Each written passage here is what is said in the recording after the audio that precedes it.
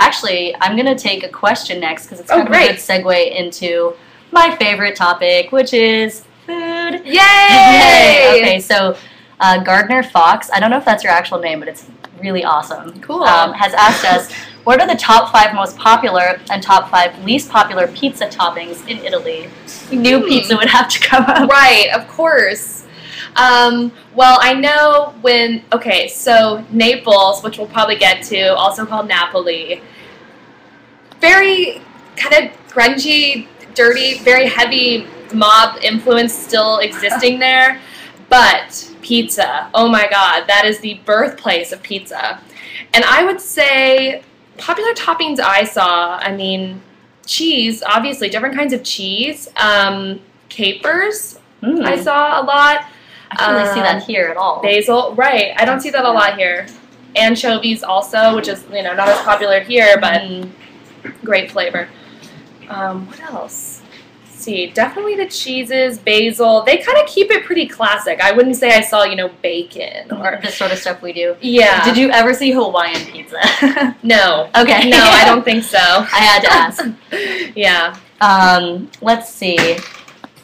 Before we move on to the next question, we have another good question coming up.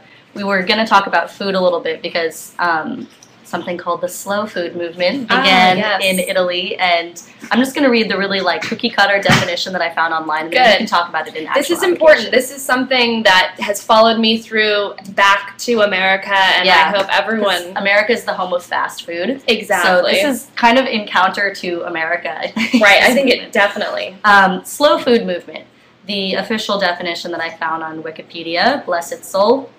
It is an international movement founded by Carlo Petrini in regional cuisine, and it began in 1986. It was promoted as an alternative to fast food, and it strives to preserve traditional cuisine and encourages farming of plants, seeds, and livestock, characteristic of the local ecosystem.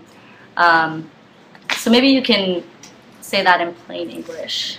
Okay, so basically, McDonald's, right? Let's take our classic franchise fast food, and the first one over there opened in Rome, and it was an absolute crime. People were freaking out that this food was coming to this country where food is everything. It is their culture, it is their breath, it's everything to them, it's how they express themselves in so many ways. So, and by the way, there was a McDonald's in Naples that was completely destroyed, completely evacuated, and had been tagged over with graffiti tagged "Fuck USA." So that was fun. That's how they feel about that. But anyway, so slow food, the movement started because of this McDonald's, because there was such outrage and people needed to be educated. So who was the man? Carlo Petrini. Carlo Petrini got this group of people together, and there's some restaurants that are dedicated exclusively to slow food. Okay. One of which I went to in Sorrento, and contrary to popular belief, slow food does not mean vegetarian, vegan. It's, I could see the association. Yeah, it has buffalo meat and, all these cheeses, great cheeses, basically made in Italy. And slow gin. Someone said slow gin. Yeah. Excellent. Yeah, slow gin, no. But anyway, slow food, and I was so proud to eat at that place. I was being very frugal on my trip, but that was an indulgence. To try that, definitely. Yeah, it was great. And while we're on the topic of food, I know that you went woofing, which is the world's organization of organic farmers. So you worked on a farm there. Maybe you have a little bit of knowledge about the wineries there and the way that wine is produced. Yeah. So woof, either I've heard willing workers on organic farms or worldwide opportunities on organic farms. And that was part of my trip, was being in Tuscany or different parts of Italy and working on farms and organic farmers that are in a registry basically of organic farming. Right. And so in Tuscany, I had the great fortune of working in the beautiful, beautiful rolling hills. I mean, Tuscany is just gorgeous. One of my favorite images there seeing was along the roads, there's just fields of sunflowers and they'd be in bloom, and it's just like, if you Google images of Tuscany. I think you'll see this a lot. I think Tuscany has a lot of, like, romanticization around it, under the Tuscan sun. Oh, definitely. That's totally it. Yeah. So, working with these farmers, and one farm in particular, in Lake Como, in sort of central Italy and up north, they had this garden that had, you know, eggplant, potatoes, corn, tomatoes, onions, zucchini, cucumbers, basically everything to make meals. And so I got to experience slow food at its slowest, like as picking it was growing. Exactly. Yeah. So that was really great. Let's see. Okay, well, what I was going to take next would segue us a little bit into art, which is why I wanted to take it. Oh, shoot. Uh-oh. Oh, I just dropped the question. These are good questions, yeah, guys. I'm sorry. Keep them coming. What the question said, it was asking about Italian music. Oh, yeah, okay. And I know very little about Italian music. I know there's opera and there's, what is the famous opera singer's name? Oh, the guy? Giacomo Puccini or something. Pavarotti? Pavarotti. He died recently. He died, yeah. But I guess the question, I think, was asking if there's anything besides opera that's particularly popular there.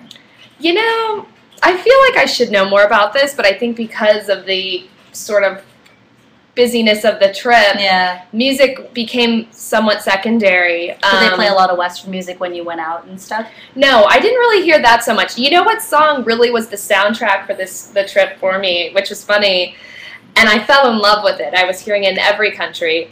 Was look at these names. You guys have awesome usernames. So one song I just loved, it's that We Know Speak Americano. Oh, yeah. You know? Yeah, that was great. So, well, I wanted to bring up art in general because obviously there's a lot going on in the art world in Italy, historically and otherwise. You could say so.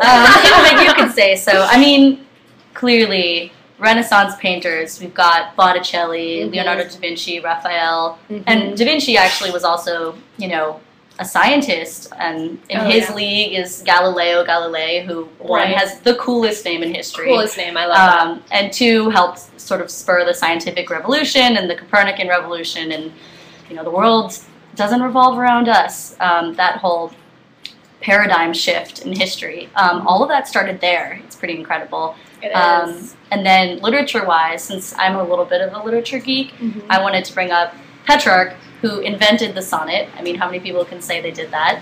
Romantic. Yes, and of course Dante.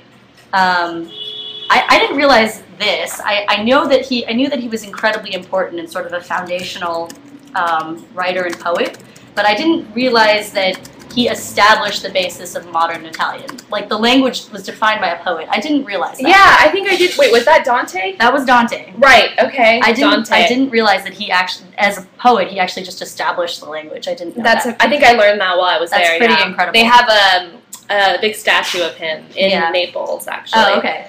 That was cool. I mean, and it is obviously a pretty incredible language. Actually, maybe we can talk a little bit about some fun phrases in Italian for anybody who wants to know. Okay, guys, these questions are awesome. I just want to remind you to hit that submit button. It says ask a question. Wait. Yeah, it's like right. How do I? Yeah, there we go. Right there, because then we can pop up your question. It's a lot easier for everyone else to see it than just in the chat box. Also, if you're feeling bold, or even if you have nothing to say about Italy, call in, because it makes this a lot more interesting than just hearing us. Call in and we can put you up on screen with us. It'll be fun. That's fun. I think that'll be cool. But anyway, so some cool Italian phrases that we must know. You know, okay, so I got better and better with the language as I was there, but then I went to Spain and France and it got all jumbled, but one I used all the time, Ade lo sconto studente. Okay. Which was, do you have a student discount?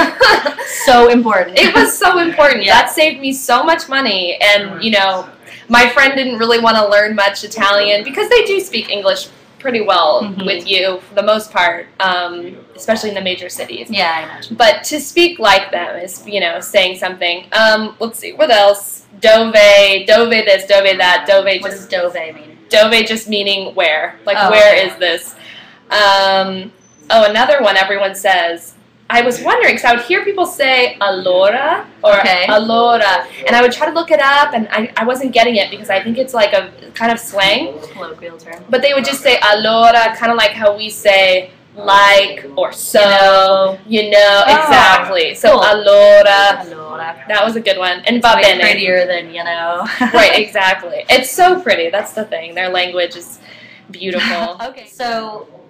Oh, just to wrap up what we were saying about art, I know that's looping back to it a while ago, but not that interesting to me, but I can't not mention fashion because it's Italy. I mean, Milan, darling, you know, Milan, yes. That whole thing. There's Dolce & Gabbana, Armani, Valentino, Prada, Gucci, all of those. And Milan is like twice the size of Rome. I didn't know this. It's not the capital, but it has like double the population. It's just this super cosmopolitan city, and I think it's thought of as such. And so it's there's just a lot of youth and like beauty going on there. That's the same with their car situation. They're one of their major exports is of course cars. The Fiat, the Ferrari, and Lambo. that like sort of young, hip, like beautiful but classy and expensive.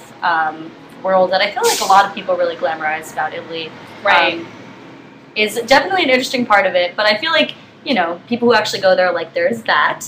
And then there's just everything else, which is a lot more real and rustic. Yeah. I know. I was only in Milan for one day to catch a train somewhere else. It was expensive. Also, at the time we were there, and we noticed this especially in Milan, everyone was on holiday. And so it was very empty, but I can see how there would be a lot of shopping to do there.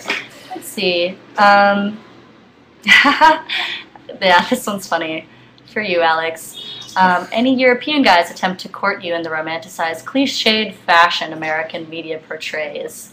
That is interesting because I do feel like, and I've never been to Europe, but there's this image of European men as just being these like overly suave, like, oh my darling. Oh, totally, definitely. Is it true? It's true. It's so true. It's kind of disgustingly true, but... What about Italy versus other countries for that? Oh, I would say Italy's by far more that way than anywhere else. Otherwise, it's Italians in, you know, London or something doing it. But definitely they have... Actually, there was something funny. There were these two guys in a town where really no one spoke English, and they did not speak it. My friend and I were having, you know, a glass of wine in this town after one of our days working in the fields, and they come up to us, and, you know, we say a couple of the, like, hellos, you know, ciao, ciao, and even with no English, they were trying to hit on us, and they found out the farm we were working on and actually came there. And we saw them down from our villa, and we told the lady, like, hey, can you get rid of these guys? Like, this is really freaky. Bold. It was pretty scary, and they didn't even speak English, so I don't know. That might speak to kind of the creepiness of the situation. Let's see, we've got another question. Alex, did you go to the International Puppet Museum in Sicily? How specific. No, but I wish. I didn't even get to go to Sicily. I would love to go there my next round, because I've heard it's just so different from Italy, and different food, different culture. I mean, a puppet museum. I would love to go there. Yeah, that sounds... You know me well. Yeah, puppet museum sounds really cool. Puppet museum. That does sound really cool. So one last thing we definitely have to talk about. Wow, we've already... Time flies when we're having fun, Alex. I know. This has been great. So let me drop that question first.